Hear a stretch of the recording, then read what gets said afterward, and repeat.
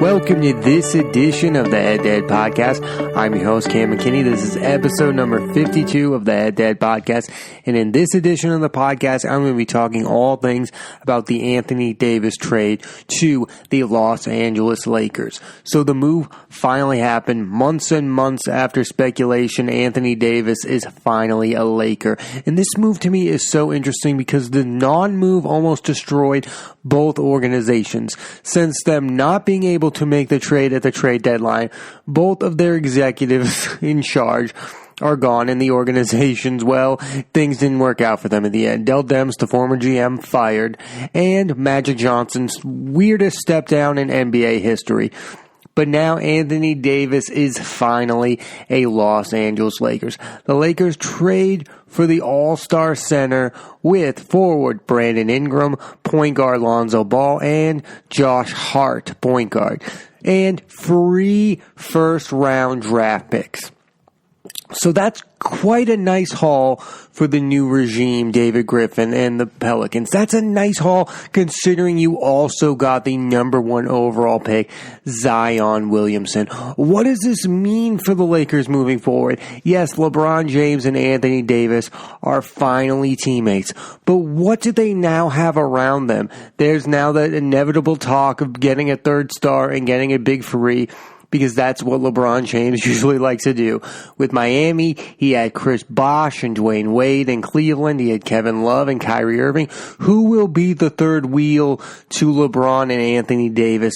All will soon be revealed. But from the Pelican standpoint, this is a win for David Griffin. This is a huge win. You get Lonzo Ball, who knows if he's going. I think he's going to perform better without speculate. And when you have LeBron James as your primary ball handler, I really don't see the need to have Lonzo Ball on your roster. And a guy like Brandon Ingram's now going to be able to score 20 to 25 a night without, having nights where he's not involved. And Josh Hart is going to develop into something pretty nice. I think that overall, David Griffin did a really decent job at what he acquired in this trade. You also got those free first-round draft picks. But I will say this, which includes the number 4 pick in the draft is on Thursday. So they're going to get Zion and something to go along with Zion. And they still have Drew Holiday. And maybe they'll re-sign Julius Randle, who had a pretty nice season with the Pelicans. I will say this. I don't understand how you couldn't get Kyle Kuzma. He is the best young player on the Lakers. And with Brandon Ingram's blood clot issues, I don't really know where we stand with that. I would have rather Kuzma than Ball or Ingram. I would have take out Ball or Ingram and take Kuzma. That's what I'm saying here. I think he's the best of those young players. He is, just because he was drafted in a certain spot does not mean he's not less of a player than those guys. He's played better than those guys. He's a pretty interesting defender. And I think with Kuzma's size, it's a huge win for the Lakers to not have to give up Kyle Kuzma. And that's where I think the one mistake for the Pelicans is the fact that the Lakers are going to have LeBron, Anthony Davis with Kyle Kuzma is a huge victory lap for the Los Angeles Lakers, because to me, they kept their best promising young player. I mean, they were clearly out on Brandon Ingram just because they drafted him in a certain spot. LeBron and Brandon Ingram did not fit well together. LeBron and Lonzo Ball did not fit well together. For them to keep Kuzma, who seems to fit well with LeBron and was pretty consistent all season long, is a huge victory for the Los Angeles Lakers, and a bit of a questionable move by the Pelicans not to make him their main target. Listen, I get the Lonzo Ball thing. He was really good at UCLA. He hasn't even been half as good in the NBA. I'm not really sure where I'm at with Lonzo Ball. And with Brandon Ingram, he's up and down. He kind of reminds me of Wiggins in that, some nights he's going to score 30, and some nights he's just not going to be there. And some people said he was going to be the next Kevin Durant. Well, guess what? That's never going to happen. There's going to be a nice little medium for Brandon Ingram. I suspect he'll play pretty well with the Pelicans. Lonzo Ball, is he going to be the primary ball handler? Are they going to trade Drew Holiday? That's to be determined. But Josh Hart, I really don't know where I stand with him. Some Lakers fans thought he had a great summer league and not so great season. It was a really good haul for the Pelicans. Free first-round draft picks and free young up-and-coming players. That's a nice haul. but I would have made Kyle Kuzma my primary target if I were going to make that deal for Anthony Davis. Listen, I get it. They had to make the deal with the Lakers because the Celtics were not going to give you Jason Tatum, which, by the way, I agree with the Celtics not wanting to give Jason Tatum, because if Anthony Davis wasn't going to sign with the Celtics long term and just walk to the Lakers, you do not give up Jason Tatum for 1 year of service of Anthony Davis.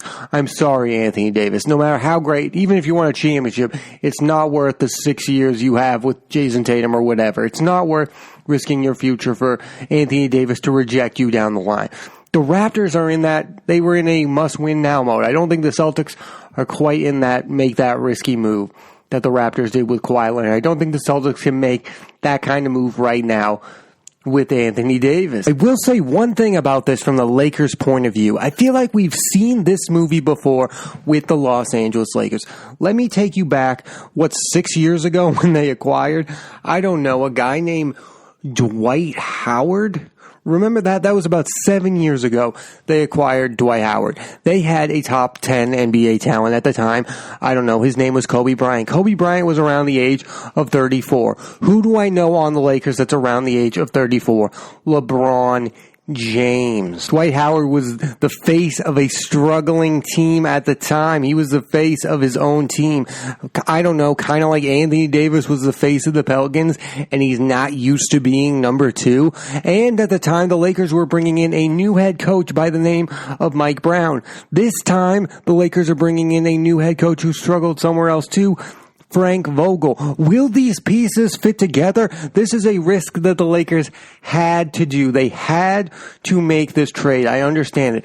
But they've kind of been through this before, and the only difference being that LeBron James has not been with the Lakers a really long time, and he is not as beloved as the Lakers are, as Kobe was with the Lakers. Now, this time around, they have to get a better third wheel, because last time it was Kobe, it was Dwight, and then it was Steve Nash. This time it has to be LeBron, Anthony Davis, and something better. Something to the effect of Kyrie Irving. I think that's the move that most likely needs to be made.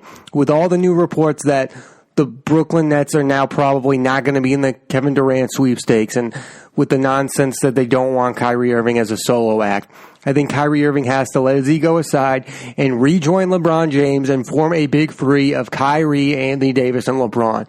I think that is the best case scenario here with the Lakers, because a big three of LeBron, Butler, Jimmy Butler, Anthony Davis, I don't think it works quite as well. I think you need the third guy to be a point guard and a scoring point guard. And I think that scoring point guard has to be a guy who LeBron has played with before and has won with before, because you need to make that transition of Anthony Davis not being the number one into a way better transition than it was all those years ago for Kobe and Dwight. There was no other avenue for the Lakers to go. This is the move that LeBron's been plotting since he joined the Lakers. His agent, Rich Paul, is also the agent of Anthony Davis. The GM who made the trade also has a LeBron connection. David Griffin was GM when, guess who? LeBron won a championship with the Cleveland Cavaliers. All sides point to LeBron getting Anthony Davis. LeBron has gotten what he wants. He now has a 3-year window to win, and this is his last 3-year window. But will LeBron take a step back and be the number 2? Like, maybe LeBron James would still be in Cleveland with Kyrie Irving if he had taken the step back when necessary and gave the team to Kyrie. He can't do this big brother, little brother nonsense calling him a kid that he did to Kyrie. He can't do that to Anthony Davis, or none of this will work out. LeBron has to be the bigger man and make this team's transition to Anthony Davis being its best player. Something like, I don't know, Dwayne Wade did with LeBron all those years ago, and that was a guy who was similar to LeBron's age. LeBron needs to make the transition to Robin and no longer be Batman. Let's face it, LeBron's first year with the Lakers did not go the way Lakers fans want to go. Their head coach is gone, Luke Walton. They now have Frank Vogel, and all of their young players didn't quite work.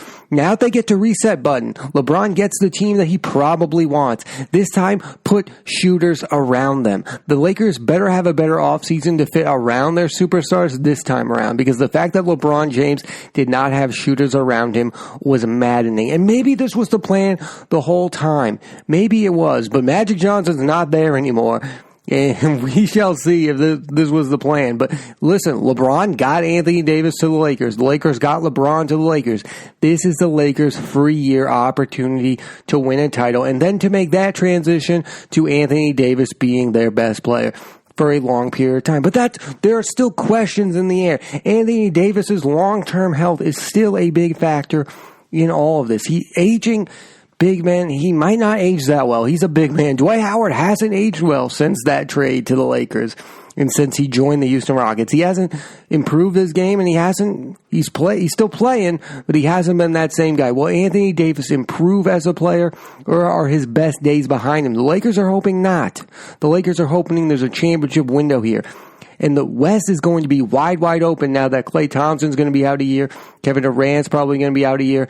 This is the Lakers can make a huge statement this first year with LeBron, AD, and hopefully a third superstar. But the window is now, and the window is 3 years, because 34 LeBron is going to be a lot better than 36 or 37-year-old LeBron. And I want to make to Anthony Davis and Dwight Howard is it feels like Anthony Davis is losing a lot of his likability, especially this last year with the stupid t-shirt saying he wants out, the stupid nonsense. He said he didn't pick out the t-shirt. That was pure and utter nonsense. Dwight Howard lost his likability really fast. He went from being Superman to being everyone's kryptonite. Nobody in their right mind really likes Dwight Howard right now.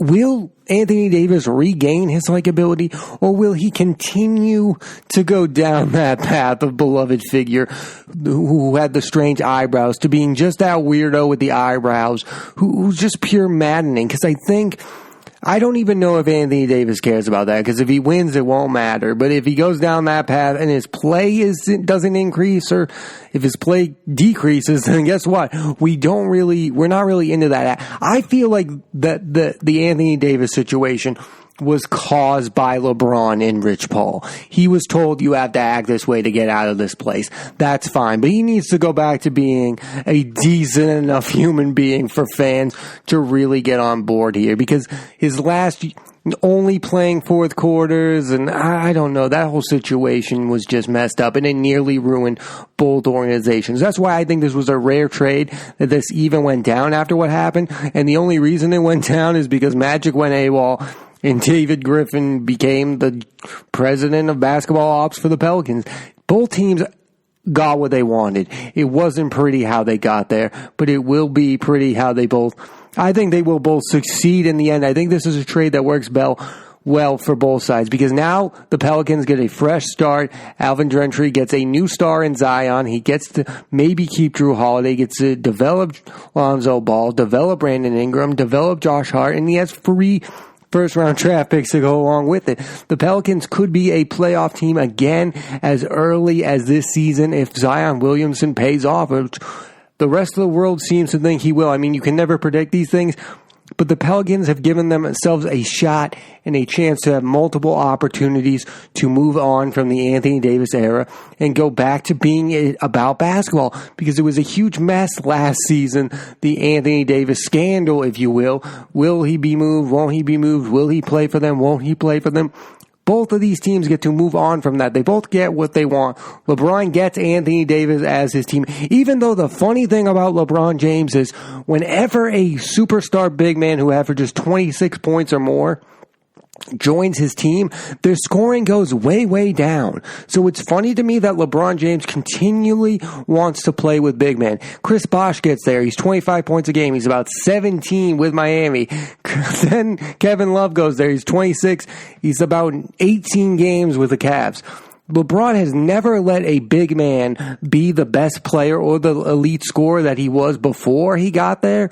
So it'll be interesting to see if LeBron James will take a step back and let Anthony Davis be the leading scorer for the Lakers. The record is LeBron James has been the leading scorer on his basketball team for the last 16 years. Many people think this year he will let that number be changed and he will let Anthony Davis be the leading scorer. It'll be interesting to see Or will LeBron James, for the 17th year in a row, be the leading scorer for his basketball team? Only time will tell on that one. It'll be so interesting to see how these two fit together. I think Anthony Davis is a pretty good passer.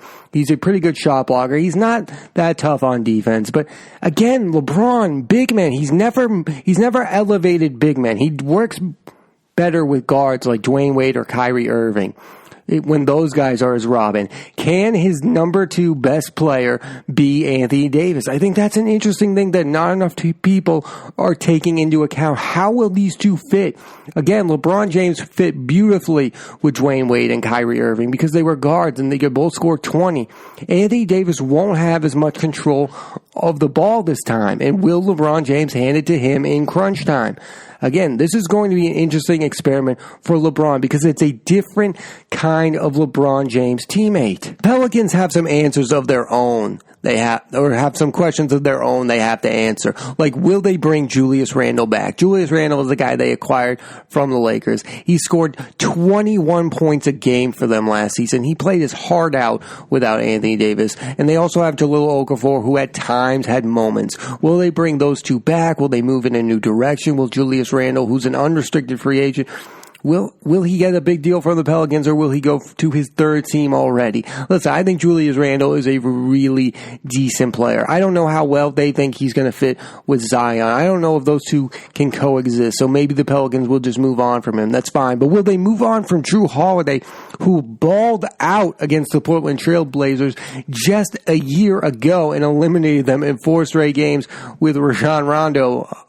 I mean, maybe the plan is Lonzo Ball is a primary point guard and Jrue Holiday does all the scoring. If I were the Pelicans, I'd keep Jrue Holiday because that guy is a baller. And that's a guy who, again, he elevated that team to sweeping the 3rd seed Portland Trail Blazers when the Pelicans were the 6th seed. Last season, he couldn't do the same because he didn't have any help. He didn't have Anthony Davis. This year, he'll have Zion. And I think having Zion, having Jrue Holiday is a good thing to have a young player. I mean, it's going to be interesting how is Zion going to come into this league and average 20 points right away? I don't know the answer to that. He's not going to be able to dunk over everyone in the NBA like he did in college. There's going to be some growth and development. DeAndre Ayton didn't explode onto the NBA right away.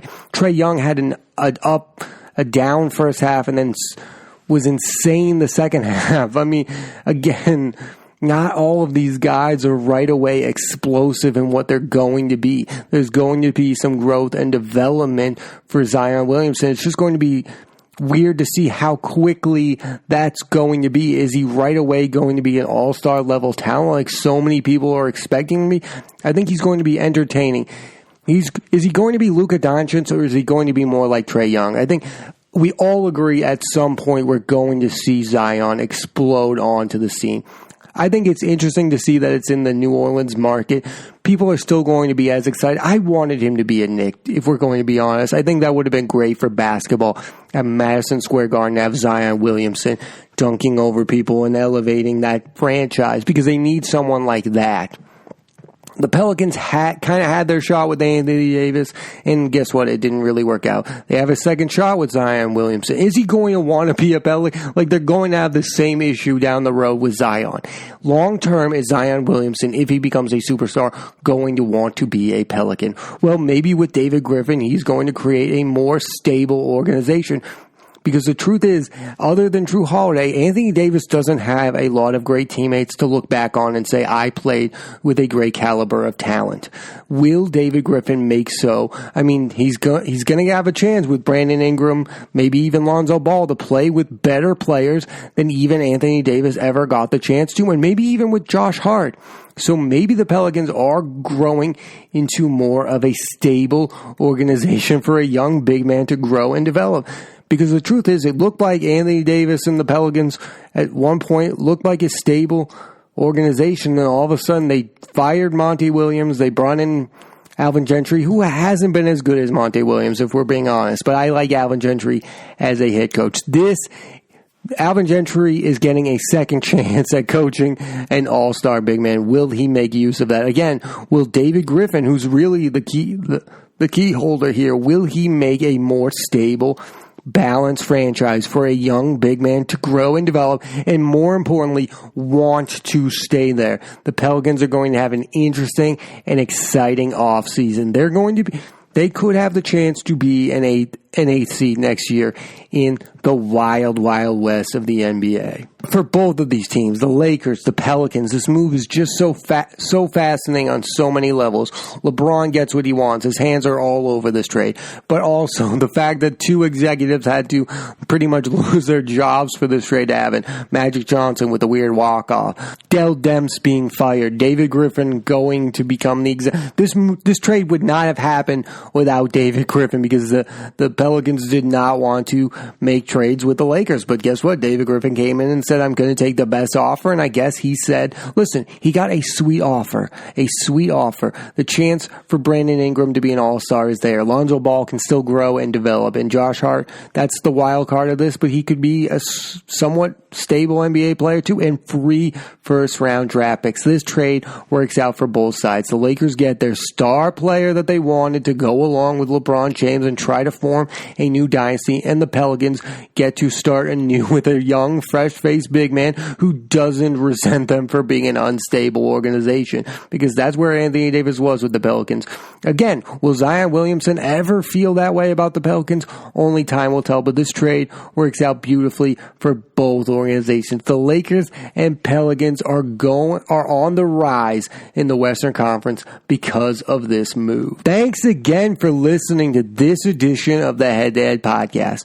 I'm Cam McKinney. There will be a new episode of the Head to Head Podcast every Monday on Apple Podcasts and iTunes. Thanks again for listening, and please rate, review, and subscribe. Thanks again.